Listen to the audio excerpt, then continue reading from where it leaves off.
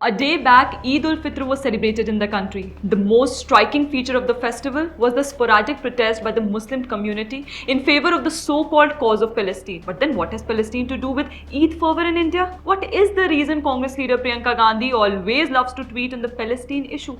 These are the things which one needs to ponder. In Uttar Pradesh, Saharanpur, a group of faithful was seen waving Palestine flags after Eid prayers. The incident happened at Eidgah on the Ambala road, where besides waving of Palestine flag, large-scale sloganeering was also done. And this is not an isolated incident. In Madhya Pradesh too, similar happenings took place. In the capital Bhopal, Muslim youth holding placards in favor of Palestine was seen going at Eidgah for prayers. In the Seoni district, around 400 kilometers from Bhopal, Muslim youth raised slogans against Israel, reaffirming their commitment to the cause of Palestine. In Seoni, the Muslim men raised slogans including Gaza ki galiyan soni hai, Netanyahu khuni hai, Israel Netanyahu murdabad, Donald Trump murdabad. In Maharashtra's Thane district, Muslims took out a march for Palestine and also organized a prayer session. They also staged a protest under the banner of Social Democratic Party of India. In Rajasthan, youth raised pro-Palestine slogans and also waved flags at Baran Eidgah of Jaipur. Similarly, in Kota, participants in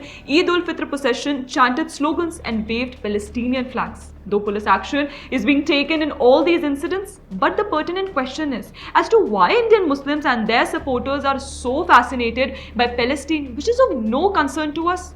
Here it is also noteworthy that while the aerial distance between India and Palestine is thousands of kilometers, Muslims every now and then keep protesting in favor of Palestine, but that is not the case with Hindus, who can never be seen either offering prayers or protesting in favor of restoration of pro-Hindu monarchy in neighboring Nepal that rather shares its boundary with our country. This despite the fact that a strong agitation is going on in Nepal in favor of Hindu monarchy. But what pro-Palestine Muslims in India do not understand is that India's relations vis-a-vis the Middle East, including Palestine and Israel, or as a matter of fact any other country of the world, is bilateral and strategic and are not based on religion. And thus protesters have no right to influence the country's foreign policy. Further, the Muslim Ummah solidarity with Palestine is more based on the hate for Jewish than the empathy for the people in Gaza. You will never hear the Indian Muslims protesting against Israel, calling out the Hamas and their atrocities they carried out on the Israelis.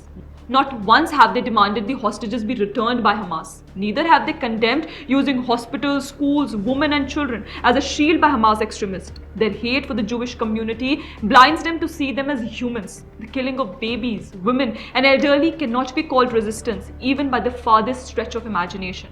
Nothing justifies brutal killings perpetrated by Hamas. What kind of mentality celebrates brutality on other human beings? The misplaced sense of victimhood in Indian Muslims is just pushing them further into isolation, while in reality the ones leading them are enjoying the fruits of such activism. Indian Muslims are better off focusing on the problems back home affecting their community than crying blood tears in solidarity for Ummah who don't really care much about them.